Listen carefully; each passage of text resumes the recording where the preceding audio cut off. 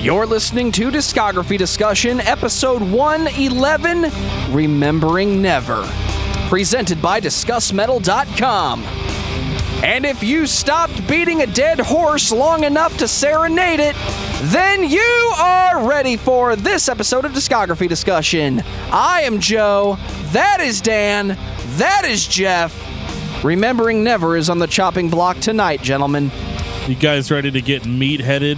Is there really going to be a lot of chopping, though? Because I don't know about you guys, I had a pretty good time this week listening to this band. They got some chops.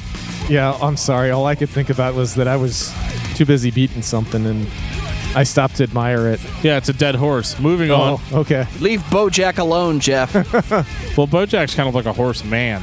And I'm a Even fan better. of that horseman. I see. Does that make me a Bojack horse fan? Yes, it does.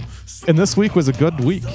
Very good week. It was a great week. Especially right out of the gates. I was, oh, wait. Is this the right week for that? No. Maybe that's next week. It's a different week. Oh, okay. Spoilers, Geoff just gave away next week's episode.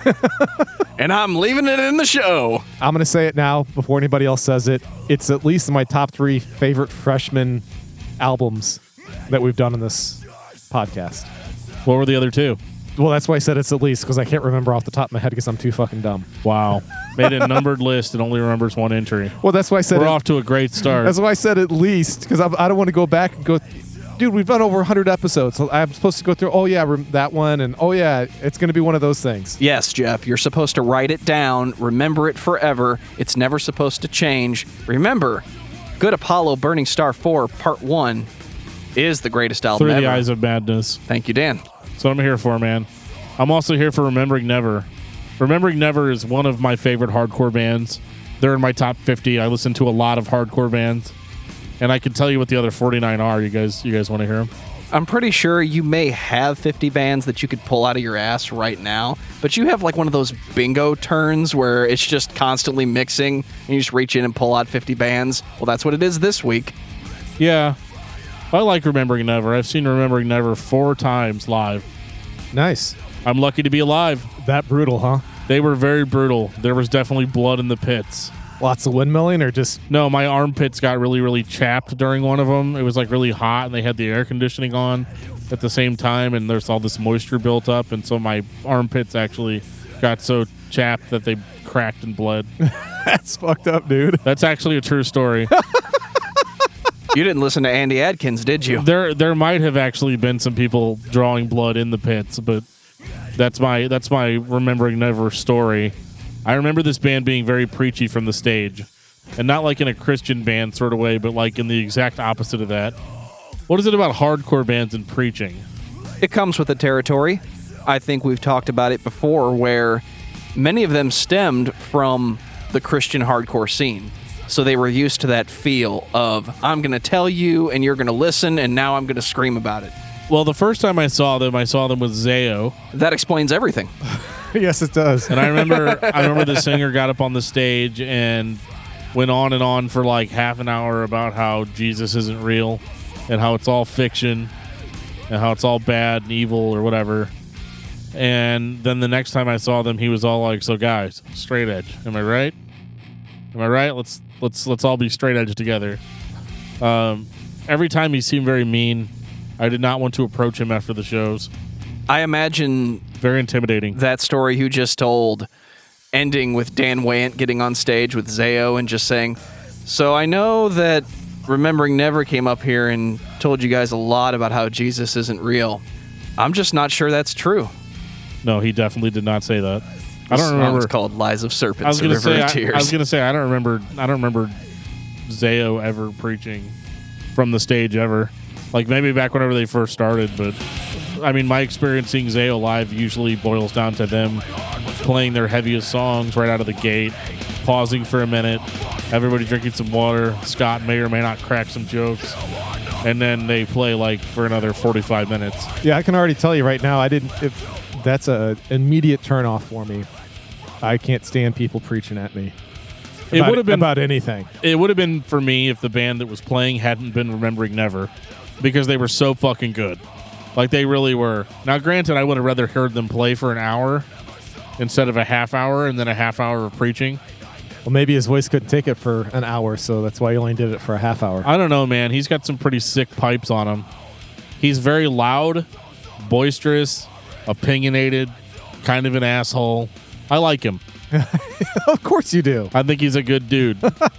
Well, before Dan turns this into another episode all about Zayo, I'm going to take this time to say thank you to everyone for listening to the podcast. Thank you for listening and for subscribing. If you are not a subscriber, then you can find everything Discography Discussion at discussmetal.com. We are on Spotify, Apple and Google Podcasts, TuneIn Radio, Stitcher. So if you have an Amazon Echo or a Google Home, you have no excuse. Ask it to play the latest episode of the Discography Discussion podcast, and it will.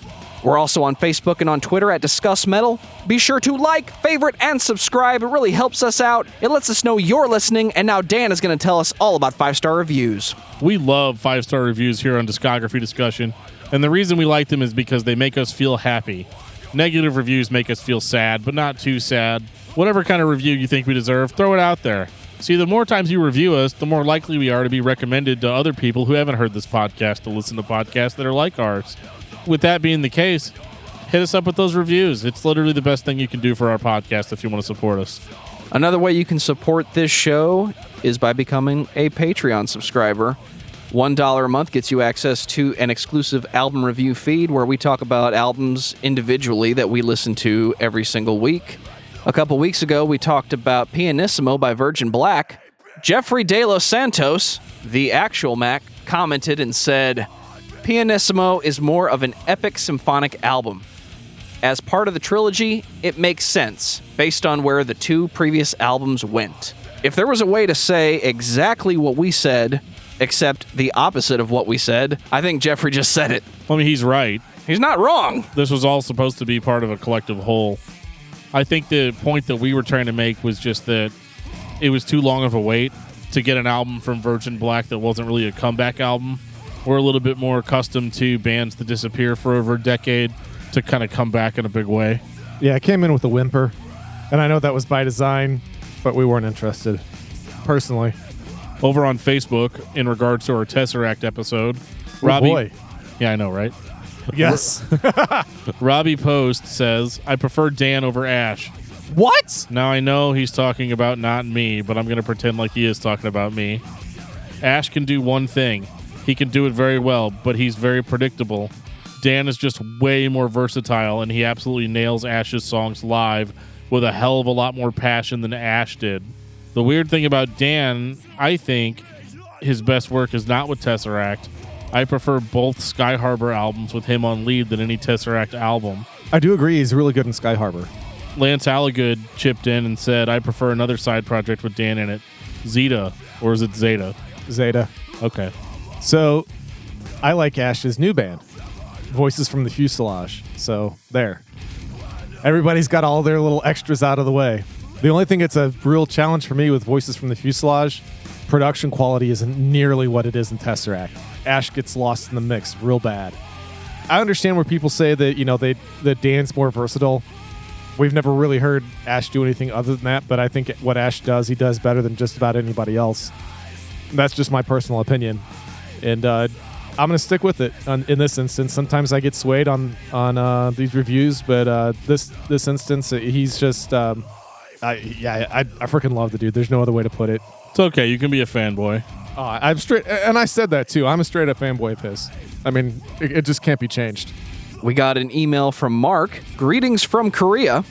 Hey guys, just wanted to give you props for the show. I stumbled onto it while trying to find Schwab's podcast episode with Dustin of Thrice. I ended up happily agreeing with most of your takes on the Mars Volta. I guess he's talking about our episode we did with Andrew Schwab about the Mars Volta. Yes. Songs from the Penalty Box, Volume 1, is what got me into heavy music. Love it. I'm curious what Dan's handle was on the Project 86 forums. I was on there for a long time, basically too long, and even became a moderator for a season. I'm going to take a guess. It was Titanius. It was Cries from My Past. You fuck.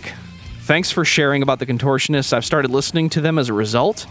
After listening to the Dream Theater podcast and the Contortionist one, I've been wondering why you've never covered Between the Buried and Me. Clearly, you are aware and enjoy them. Maybe you're saving it? BT Bam is probably the reason I keep listening to heavy music. For a season, they were almost the only metal band I listened to. That's me every summer. But I'd listen to Colors, The Great Misdirect, and a few others repeatedly, and still do, especially while running or doing some other aerobic exercise. Finally, he says, I appreciate the format of the show. I agree and disagree with all three of your main guys, Dan, Joe, and Geoff. It's usually interesting to hear the discussion. I've given Blindside's The Great Depression one more listen again, and I'll probably do the same for Haste the Day. I have done so little with later Norma Jean, but we'll see how long that lasts. I have some other notes too, e.g. Thursday. Why? Overall, just wanted to say hi. That was a very long way to say hi, and greetings to you from United States. Yeah, thanks so much for the email. I think I responded to almost all of those questions, except for the handle. I had to go back and remember what that was.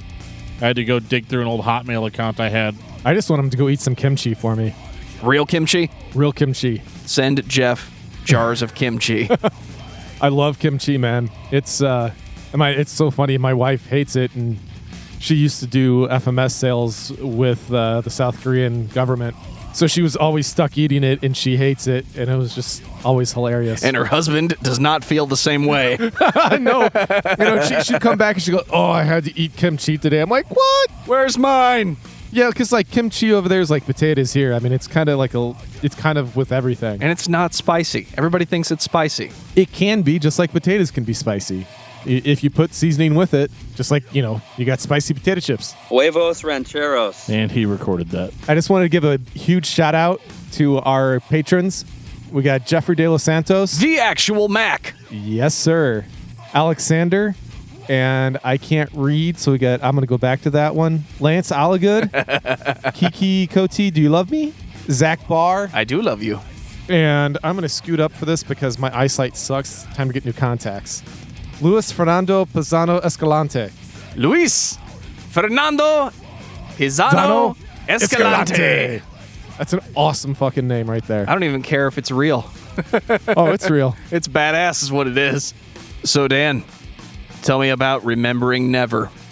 Remembering Never is a hardcore metalcore band from the early 2000s that was a staple on Ferret Records, home to a lot of my favorite bands from that time, such as Blood Has Been Shed, Nora, a third band. Sorry, bands like Scarlet, Blood Has Been Shed, and Nora, and of course Remembering Never. I mean, Ferret Records was kind of the shit back in the day.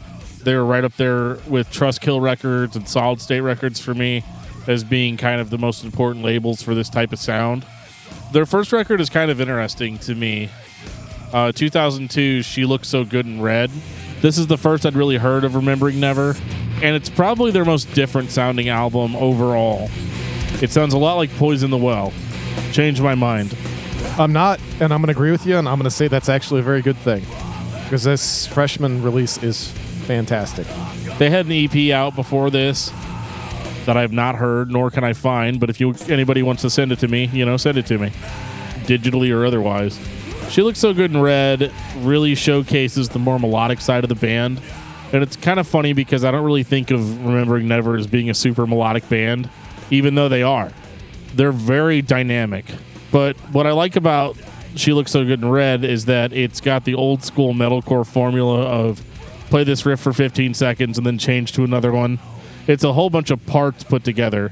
It's not really great songwriting, but I just love the way it sounds. There are songs on this album that are just straight porn to my ears.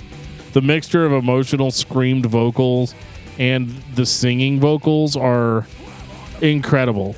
Yeah, it's spot on. His singing voice is not amazing, but it's not annoying either, and it sounds really good in the context of what this band is throwing down. Kind of like what we said about Norma Jean, how Corey's vocals may not work in a band that's not Norma Jean. I feel very much the same way about Remembering Never. As everybody knows, I'm not a big lyric guy. So the music aspect of this first album, there's lots of it that just makes me feel good about myself musically. And I'm sure Dan's going to tell me that the lyrics are going to say like how big of a piece of shit they are or something like that. Because that's normally how it works. As soon as I like something and if the sound itself feels uplifting, he's like, yeah, but do you listen to the lyrics, dude? It's totally fucked up. So is that the case again? Yeah. I knew it. I fucking knew it. these are probably not lyrics that the band is that proud of. They're not exactly Glassjaw level of misogynistic, but like obviously this dude got hurt really bad in a relationship. So he's like, fuck you. There's a song called Allison's Song. It starts off with, I'd love to drown you in a sea of your own blood, kisses to me and watch you choke on it. That's not very uplifting at all. No. Damn. No, not even a little bit. Shit, dude. Yeah, it's a little rough. Yeah, see, that's why I love being able to stick my head in the sand sometimes and just enjoy the music for what it is. With great misery, you can produce great art, and I guess that's really what's going on here. Well, yeah, I mean, in Big Jim's Mistake, he says, I hope you slit your fucking wrists to save me the effort of writing your suicide note. So, I mean, there's definitely issues that may have needed some counseling. You know? Let's talk about the sound of the album for a second. I like how this sounds like a local band saved some money, went into a studio, did the best they could, and put it out. This sounds like an album I would have picked up at a show for $5. It would have been a burned CDR, and I wouldn't even care today. It would be sitting on my shelf with all the other discs that I bought at shows and paid $5 for. No one will ever hear those bands again, but I'll be able to look back on it and say, this was a good band. I'm glad I have this. Yeah, I mean, this definitely sounds pretty typical for early 2000s metalcore. There's absolutely nothing unique about this. Oh, no, I disagree. I think this was proof that they had the stuff. There's tons of bands that play this style, but it's not as compelling as this is. They make really, really good choices musically. It's like a mixture of Poison in the Well, and they even throw in some like Dillinger type shit. And I love that they even their chaotic moments have a melodic edge to them, and I can't get enough of it. The song "Feathers Made of Heaven," like that song is like porn to my ears. It is literally every single good logical choice you could make playing this style. The breakdown at the end is devastating and beautiful all at the same time, and I think that really puts them a cut ahead of most of the other bands. And as far as talking about like how it sounds, kind of rough, but it doesn't sound as bad as like the Blood Has Been Shed album that came out the year before that. It sounds rough in a good way. I hesitate to ask, was this all recorded live? Was this the same scenario as Bless the Martyr? I have no idea because there's next to no information about this band online. Yeah, it's really hard. I like that is one of the things, even if I don't look at lyrics, I at least like to look at the background of a band. The closest I could find is that the singer is in another band called Bishop, and like it mentions that he was in Remembering Never, but there's really not a whole lot of information, so a lot of what I'm going off of is just on my own memory of following the band in the early 2000s. Yeah, we're going to have to lean on you on this one. So if you ever have questions about Remembering Never, you need to reach out to Dan at discussmetal.com.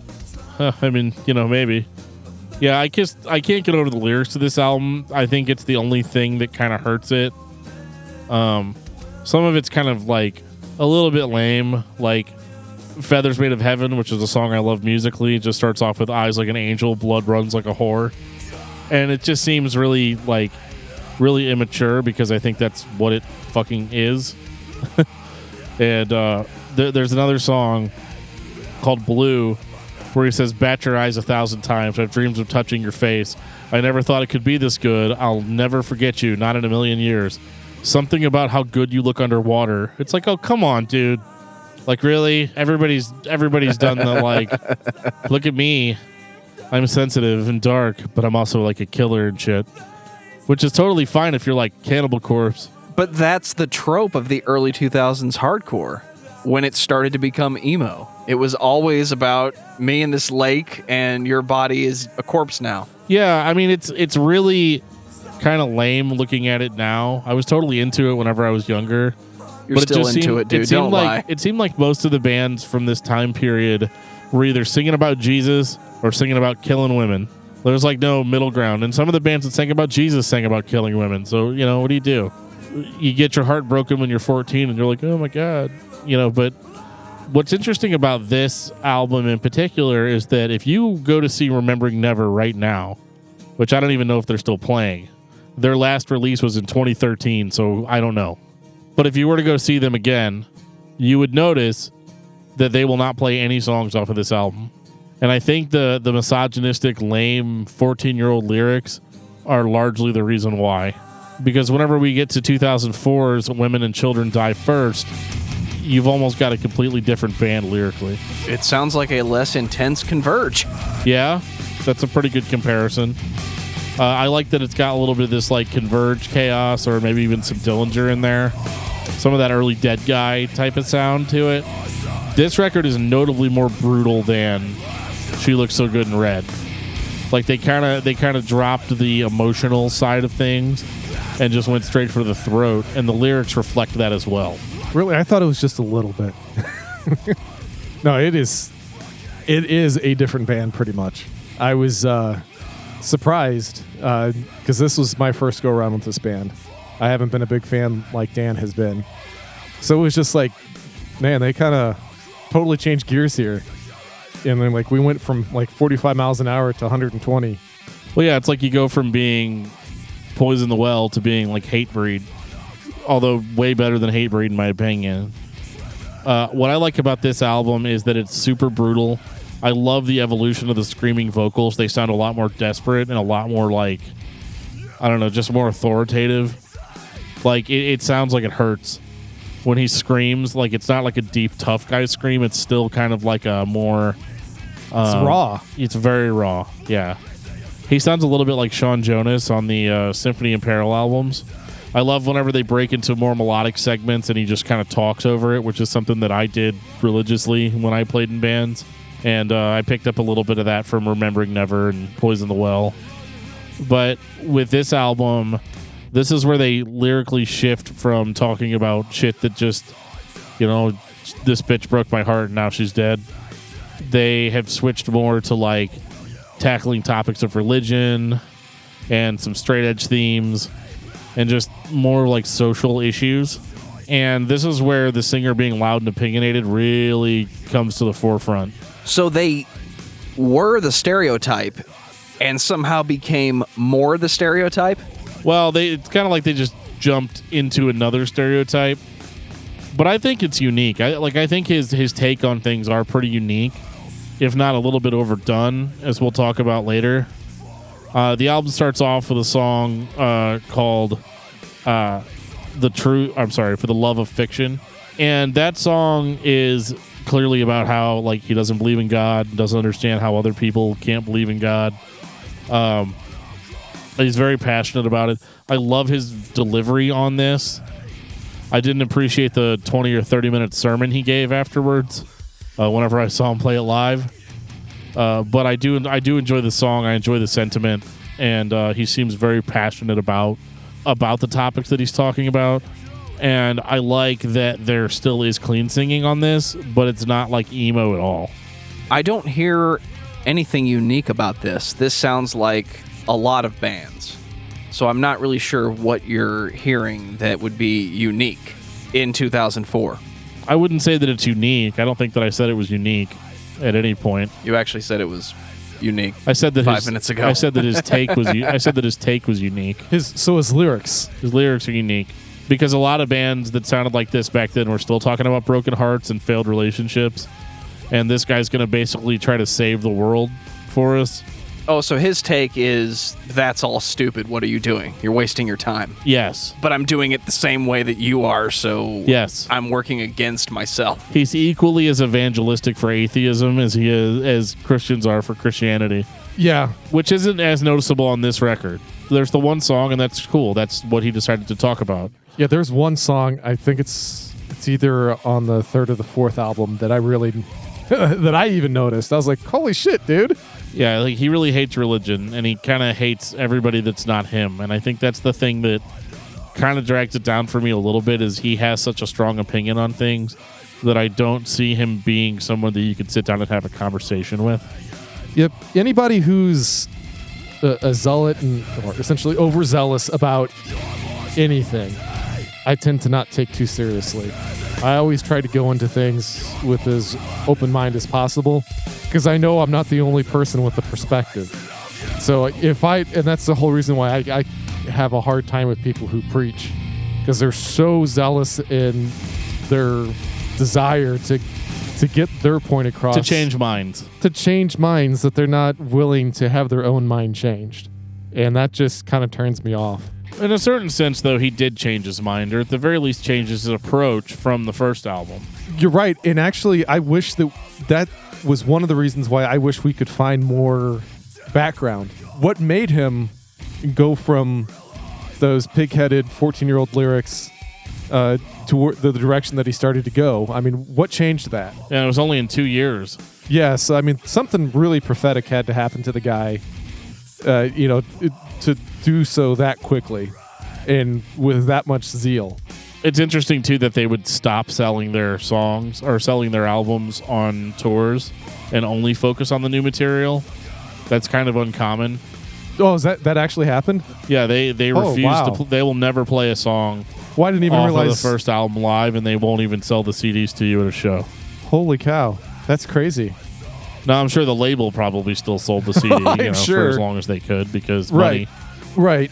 The more and more we talk about it, the more it sounds like a conscious decision on his part. Picture, if you will, if you've got 3 emo bands from the early 2000s that are all singing about dead girls in lakes, and they're on tour together, they're either best friends or they hate each other. And if they're best friends, then the plan is to just go out and present one show, one theme. But if you're punk rock about it, you listen to the music, you say, I can do that better than the guys up on stage right now. But if you hate the message, you've skipped the part where the music and the trope is the message. People are expecting to hear one message come out of this style of music, and you have to consciously decide that I'm just going to do the opposite. So when you start talking about how they don't even sell the first album anymore, that sounds like a conscious decision to stop being the stereotype of 14-year-old dude singing about 14-year-old girl. Well, it's the same thing that I've been saying since we started this show. Sometimes bands will have lyrics that are vastly incompatible with later lyrics or earlier lyrics. And I think the message of Women and Children Die First is directly incompatible with She Looks So Good in Red. And again, I think it was just maturity. If I had to take a stab at it, I would say it was general maturity. And he was just like, look, I'm not going to perpetuate this mindset anymore. I'm going to try to be more positive, although he's not really positive. But he's trying. So you got to give it that. What I really liked about this record was how heavy it was and how they had taken a turn lyrically to where they wanted to make the world a better place. And that's something that I can appreciate.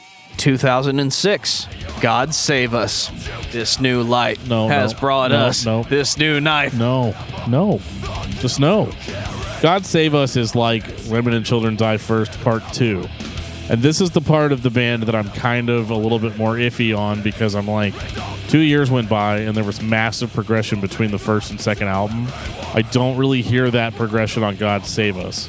It's cosmetic at best. I don't know that the message is different, but the songs sound the same. The message is exactly the same. You have your anti-God song. You have your pro feminism song, which is new again because that's incompatible with the first album. So again, he grew with that.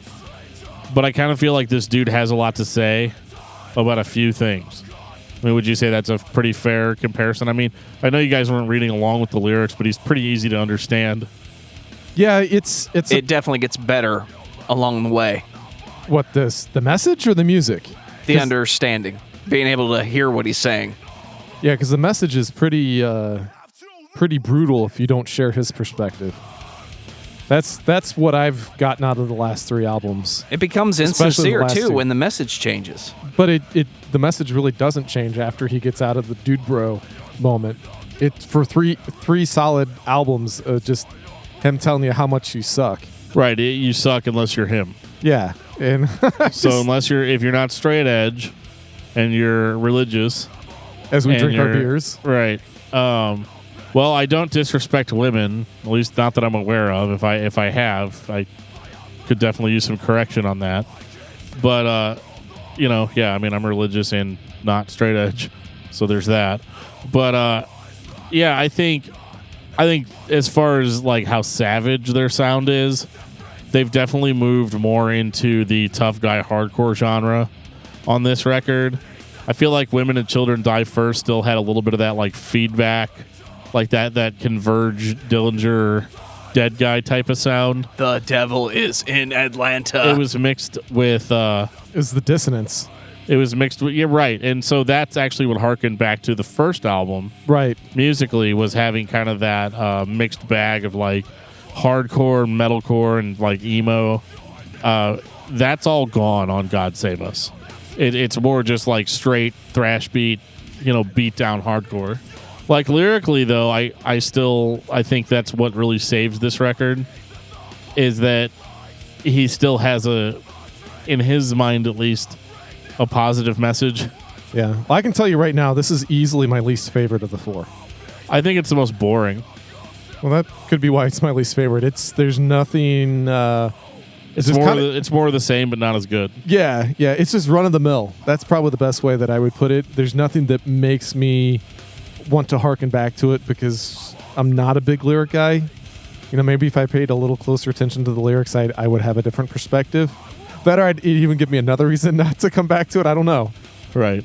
But yeah, it just, I talked about with the lyrics. It's kind of funny because the lyrics were, as we talked about, were really piggish on the first album. But the music is straight up dude bro on this album, which is really kind of humorous to a certain extent, especially considering his perspective. I guess there's really nothing else to say then, is there? No, not on this one. I'm not a fan of it now. I really wasn't a fan of it back then. I mean, there's still better music. It's competent. Yeah, it's just that we listened to so much, and this is my first go around. If you're and the first two albums are, in my opinion, are vastly superior to this for what they bring to the table. So one of the frustrating things about there not being a lot of written material online about this band is I don't know why there was a 7-year gap between God Save Us and This Hell Is Home. I mean, 2013, they're on a different record label because I don't think Ferret even existed anymore in 2013. I'm curious to see how you guys felt about This Hell Is Home. Actually, my favorite song is on this album. Oh, which one's that? Just sound-wise. Just reading the title of the song makes me wonder what the hell is in the lyrics. And let's see if you can guess which one that is. Shit Slinger? No, but yes. Especially after doing Aborted. United Stockholm Syndrome? Yes, that's exactly it. And I figured if there was something fucked up with the lyrics, you would tell me. But I do like the way that song sounds quite a bit. They don't really have fucked up lyrics anymore. That's one thing. They haven't really had fucked up lyrics since the first album. No, I just mean like I maybe fucked up is the wrong terminology here, but just on how wrong I am about what I'm listening to. I mean, it's just an anti-politics song. Oh, okay. Well, I'm done with that. I don't like politics in my music, so yeah, if they're telling me not to listen to politics, I'm done with that. It's okay. Well, you didn't let me finish what I was going to say. My bad. Go for it. It's an anti-politics in general song. It's not like a anti-Republican. No, that's what I'm getting at. That's if it's just anti-politics, I'm down. We've had this discussion before. Because I've gotten grilled before on that. Yeah, if you're just going to tell me fuck politics in general, that's right where I'm at. I don't like politicians at all. So yeah, I can feel that. But the song itself is fucking awesome. Except I think there's some like somebody's going purposely sharp. I think on this song, on some of the high parts. Yeah, and that's kind of off-putting a little bit. But yeah, I listened to it again, and I'm like, okay, yeah, that I kind of dig that it's like purposely off-putting. I kind of like that. It makes you, it kind of snaps you out of La La Land and back to reality. Makes you listen to the song. What I think is interesting is the song Monkey Suit, which is like clearly about the dude quitting his job. I don't know if anybody else picked that up, but I mean, it literally, if you don't mind me reading more lyrics, Joe, lyrics to Monkey Suit are: punch the clock of my 40-hour suicide. These four walls torment me slowly, blinding me insane, sterile white, green-eyed white devil. I'd spit in your face if you came to my level. Unappreciative piece of shit begging to be the next sucker. Every day I'm hustler. A suit dressed with a shit-eating grin, smiles with a forked tongue, belly exploding. This monkey suit will never define me. I'm taking everything. Nothing is safe in my eyes. I've been to your house. I know your secrets. See you in hell. 2 weeks. Burn, motherfucker. Nice. I'm surprised he gave his 2 weeks notice. I know. I was like, that's actually kind of respectful. Yeah, I was going to say, yep, he's grown up. Yeah, like, burn, motherfucker, in 2 weeks. So what you're saying is you're giving me your 2 weeks notice? Yeah, fucker. Okay, then. It's just weird. What's the problem? It's just weird. I mean, sir fucker. It's just weird considering the lyrical content of the last 3 albums that he would have a song like that on there. Like, obviously, maybe shit wasn't going very good for the band between 2006 and 2013. And that's why he was having to wear the monkey suit. Maybe that's whenever Dead Truth Records called him up and was like, we want you guys to make another Remembering Never album. He's like, fuck you guys. In 2 weeks. In 2 weeks, baby. And I got just the song for you. In the context of Remembering Never, this should have been the 3rd album. Oh, I agree. They're not doing anything fancy. They're not doing anything really different, but they are progressing from album number 2. Not really. Yeah, this sounds more like Women and Children Die First than God Save Us. And I think there was a little bit more time to write the songs. I mean, 7 years. Yeah, that's quite I'm talking about a production standpoint, though. Well, yeah. There's an actual progression from how this album sounds versus the previous album. If the lyrical content or the songs themselves don't change, if you're a fan, that's what you want. I think one of the hardest things about this record is just that it's a little hard to take the lyrical approach seriously in 2013. He's still just as on fire about shit as he was back in 06, but for some reason it just seems like there was so much growth between the first and second album, and we've basically just gotten the same fucking story from Remembering Never for 3 albums straight. And it's like, dude, I get it. You're pissed off. You're angry. Everybody's wrong but you. Like, come on.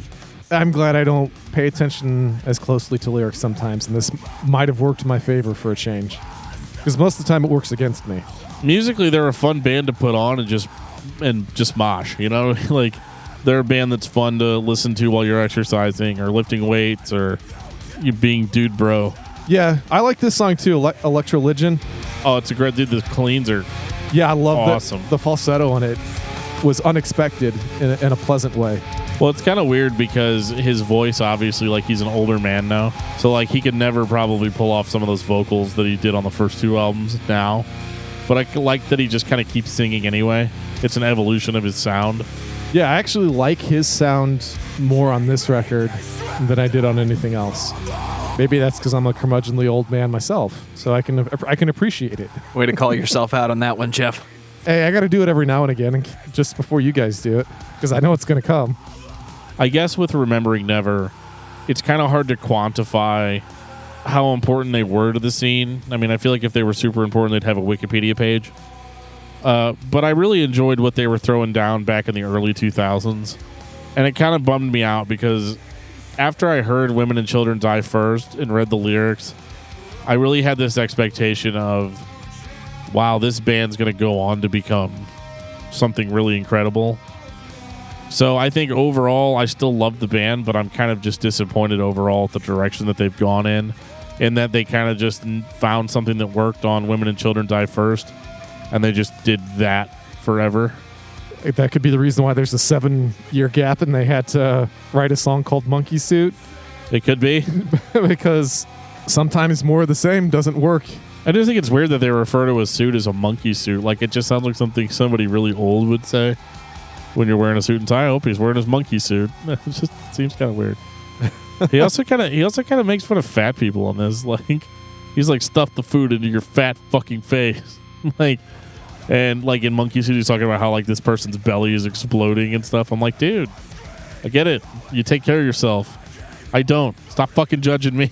Yeah, I was gonna say, watch the skinny dude over here out-eat everybody else in this room. Right. I mean, sometimes that's just how that shit goes. Geoff could be a hot dog eating contest winner. I seriously thought about it, and I don't know if that was supposed to be double entendre on your part or not. I mean, it wasn't, but now that I think about it, sure. We were talking about Ash earlier. There you go. Final thoughts on Remembering Never. Dan. Remembering Never is definitely a band that you should check out historically. They're a really good example of what metalcore was in the early 2000s, like the pre-As Lay Dying boom. I think they had a really cool sound in 2002. an even cooler sound in 04. I would say probably just stick with those first 2 records, though, because you're never going to hear anything that you haven't heard on those 2 records from this band. Jeff, what about you? I'm going to disagree with Dan a little bit. I actually did enjoy This Hell Is Home.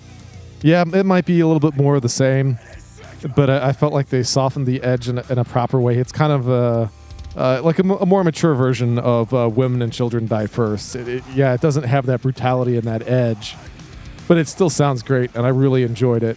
This was my first go-around with this band, so I'm not going to have, deep thoughts with Jack Candy on this particular episode. I like the dude's vocals. He's fucking brutal. And the music, for the most part, is okay. I really, really, really liked She Looks So Good in Red from the musical aspect. Yeah, I don't like the 14-year-old pig lyrics. That shit doesn't work well with me, and it's part of the reason why I tend to avoid lyrics in general. But yeah, it was much easier to listen to than I was expecting. And I'd say 3 of the 4 albums I would say definitely check out. Just forget about God Saves Us, or God Save Us. Overall, I'm not impressed. I'm sure this band was important when this style of music was the thing that everybody wanted to do. They succeed in creating a small pocket of music that is good in its own universe. In the genre of hardcore or dissonant hardcore, or I wouldn't even call this metalcore, but what it is, other people have done better, and other people have done way too much of it that eventually sounded like shit and turned into something that wasn't hardcore. Remembering Never comes up on my playlist. I'm going to listen to it, but I cannot see myself sitting down and listening to this album again. It's just not what I'm into. Sorry, it's really hard to concentrate with Bela Lugosi in the back. I'm glad we both left that in. Yeah. Dan, what's your album of the week? My album of the week this week is Slaughter of the Soul by At the Gates. Nice. That's some tastiness right there. It is. Might be the only thing they did that was tasty. Hey, shut up. Okay. Jeff, what about you? I'm going with Coral Fang by the Distillers. It's an Australian punk band. They finally got back together, and they have a new album coming out, so I'm very much excited about that. So I had to go back and listen to some of their older stuff. Faceless by Godsmack. Oh, I'm sorry. I got that all over your mic. I'm just teasing, dude. It's okay. You're the guy that cleans it and rewires it. Yes, that's very true. Now the question is, can we have it disassembled and get the shaft powder coated? I don't do powder coating. Do you know a guy? He does a lot of shafts. No, I honestly, I don't know anybody who does powder coating. Hey, guys, thanks for listening to our podcast. We really appreciate you guys. Just want to let you know that if you want to reach out to us or ask us any questions, you can find us on Facebook under Discography Discussion. You can find us on Twitter at discussmetal. You can even send us an email at danandjoeshow@gmail.com. We respond to all of it. We're always checking that stuff out. But something really cool that some of our listeners have started using is the official Discography Discussion Discord server. It's pretty cool whenever it's like 7 a.m. and you send a question in and one of us answers it right away. Discord's a really cool chat server. We're on it all the time. We respond to this stuff as quickly as we can. Would love to see you guys on there. And again, just thanks for listening. Without you guys, there'd really be no reason to do this. And on that note, this has been episode 111 of Discography Discussion. Thank you for listening. You can like us on Facebook and follow us on Twitter at discussmetal. Subscribe to our podcast everywhere you listen to podcasts, including Google Play, iTunes, and Stitcher. Visit discussmetal.com for all things discography discussion, and please send questions and comments to danandjoeshow@gmail.com. If you are not a patron, you can become one at patreon.com/discussmetal. We have some sweet perks. Give me your money. Not everything seems clear. The future's not so bright. The only chance is not to waste your life. Have hope and have no fear. The truth walks by your side. I'm sure